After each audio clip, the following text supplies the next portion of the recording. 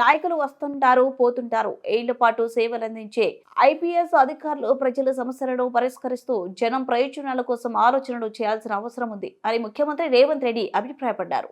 వేయడానికి పరిమితం కాకుండా రాజకీయ నాయకులు ప్రతి ఆలోచన ప్రకటనలో మంచి చెడులను విశ్లేషించాల్సిన బాధ్యత అధికారులపై ఉందన్నారు.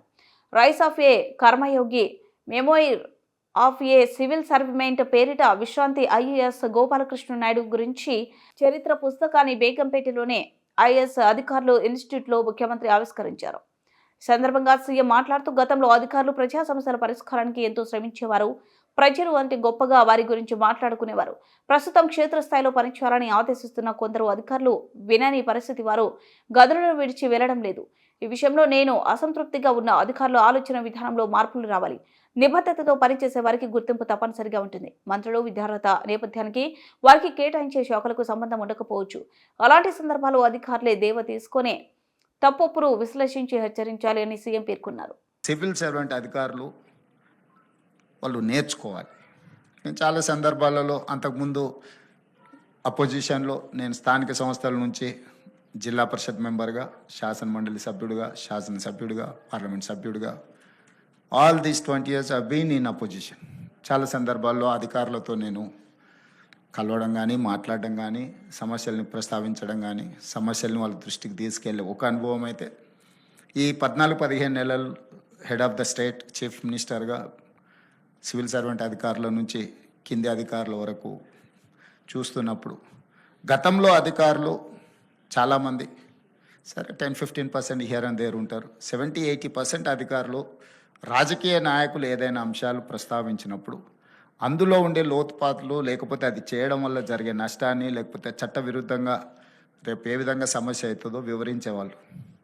నాయకులను ఎన్లైటన్ చేసేవాళ్ళు. సార్ ఇది చేయడం వల్ల వచ్చే పరిణామాలు ఈ విధంగా ఉంటాయి, మనం ఈ రకంగా చేస్తే ఏదో ఒక రోజైనా అది ప్రజలకు కానీ, రాష్ట్రానికి కానీ, మీకైనా ఇబ్బంది అవుతుంది అని వివరించేవాళ్ళు.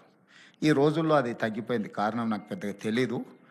పొలిటికల్ ఎగ్జిక్యూటివ్ అనే వాళ్ళకు వచ్చిన వాళ్ళను సంతోష పెట్టాలను, లేకపోతే తనకు తాను సంతోషపడాలను కొన్ని ఆదేశాలు ఇస్తుంటాడు. వాటిని విశ్లేషించాల్సిన బాధ్యత అధికారులదని నేను బలంగా నమ్ముతున్నాను. సెక్రటేరియట్ బిజినెస్ రూల్స్లో ఒక మినిస్టర్కి కానీ, ఒక చీఫ్ మినిస్టర్కి కానీ ఒక వ్యవస్థని ఇచ్చేదే మాకు అందులో అనుభవాలు ఉంటాయని కాదు. మాకు వచ్చే శాఖకి మాకున్న అనుభవానికి సంబంధం లేకపోవచ్చు. ఇంజనీరింగ్ బ్యాక్గ్రౌండ్ ఉండేవాడికి మెడికల్ అండ్ హెల్త్ ఇవ్వచ్చు, లేకపోతే ఏం చదువుకోని వాళ్ళకు విద్యాశాఖ కూడా ఇవ్వచ్చు, బాగా చదువుకున్న వాళ్ళకు లేబర్ డిపార్ట్మెంట్ ఇవ్వచ్చు. పొలిటికల్ ఎగ్జిక్యూటివ్కి ఇచ్చే జాబ్కి వాళ్ళు చదువుకున్న బ్యాక్గ్రౌండ్కి ఏం సంబంధం ఉండదు, లేదా వాళ్ళు వచ్చిన నేపథ్యానికి కూడా ఏం సంబంధం ఉండదు. అందుకే మాకు అవగాహన కల్పించడానికి, నిర్ణయాలు చేయడానికి, హెల్ప్ ఇన్ హ్యాండ్ ఉండడానికే సెక్రటేరియట్ బిజినెస్ రూల్స్ ప్రకారం మాకు అధికారులు అని ఇస్తారు. ఆ అధికారులు ఏ ఫైల్ వచ్చినా ఫైల్ నోట్ ప్రిపేర్ చేయడమే కాకుండా మాకు వివరించాలి. కానీ ఇవాళ రేపు అదేం లేదు. మేము ఒక తప్పు చేయమంటే ఒకటెందుకు సార్ 3 చేద్దాం, ఒకేసారి బాగుంటుంది, బలంగా ఉంటుంది, మళ్ళీ ఎందుకు, మళ్ళీ రేపు కొత్తగా 3 చేయొచ్చు అన్నట్టుగా నేను అధికారులను చూస్తున్నా. ఇది సమాజానికి మంచిది కాదు.